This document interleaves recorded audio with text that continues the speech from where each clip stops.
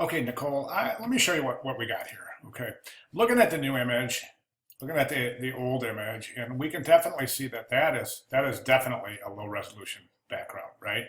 I mean, no question there, right? Let's take a look at your next image, and this is your second iteration. Now let's zoom in here, and again, we're seeing a pretty poor quality image. Um, look how distorted, look how blurry, and really how low quality this is. I'm guessing this is another 72 ppi low resolution image. Let me show you something I think might help, okay? So I just went over here. I just did a Google, um, whoops. Okay, I see this image right here, and I'm just over here at Unsplash, and I did a Google image search and I just said high resolution free images. Okay, and I got to this unsplash.com, which is unsplash.com right here. Let me show you. See, unsplash.com. And what I did is I just came down here and I selected this image right here. Not so much that it's going to work in your image, but I just want to use it because it's high resolution and I can use it for an example. Okay, so here's the image. Now I want you to see something. And when I come across the top in Photoshop, I come to image in the drop down and I come to image size. Now note that this has 72 by 48 at 72 ppi.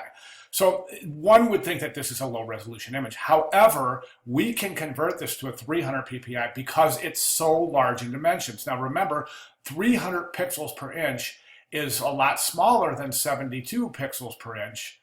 72 pixels per inch, the pixels would be bigger, right? So 300, the pixels would be smaller. So as long as the image is big enough in terms of physical width and height, we can change it.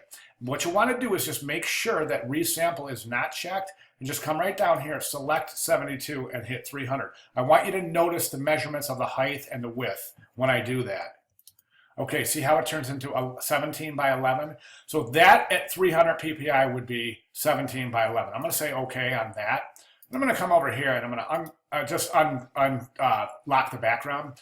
Then I'm going to, let me see, let's use this image. So I'm just going to come over here. I'm going to grab that image right here and I'm going to drag it into this guy right here. Okay, it's just telling me that I have a color space mismatch, which is fine. But now we've got the image placed here, right? Now the one thing I want you to notice, whoops, didn't want to do that. That's what I want to do. There's your shadow and everything else. So the one thing I did want you to notice, and I'm just going to Command Z that, get back to where it was. So I want you to see this. Okay, I'm going to go to my magnifying tool, and we're going to really zoom in here and take a look at how high quality and crisp and clear that is as compared to those. Okay, as compared to these. Okay, see how fuzzy and blurry those are? See how crisp and clear these are. So for some reason you're getting your images in and they're getting pixelated, or you're not using high resolution images to start. So let me revert that. And I want to take a look at the layer structure itself. And you're showing everything's looking fantastic. You've got your clipping adjustment layers. This is great. You've got your I think you said you used the repair tools to let me see. Hang on one second. Sorry about that. So as you said,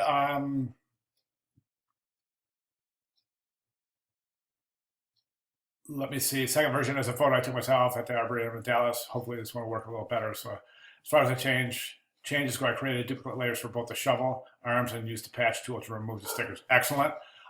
Create a new adjustment layer and the new background version, change up the shadow, and that's excellent. And you're definitely showing proficiency. My main issue right now is just that background layer. So let's think about that. Let's think about trying to find a high resolution garden image for your background layer. If you want to send me either of these two images, if you want to send me this one, I'm not sure how it read when you opened it in Photoshop, but to check, just to be sure, is you open it in Photoshop, you go across the top to where it says layer, to where it says image, and then come down to image size, and you're looking for this 300 right here. So let me know. If you're placing a larger image and resizing it in Photoshop, that could cause some damage too, or placing a smaller image and trying to make it bigger. So if you want to send me this image, that'd be great. I can take a look at it. And otherwise, try that technique. Try doing an image search for high resolution. And make sure you check in Photoshop before you place. Okay, let me know if you have any questions. Thanks.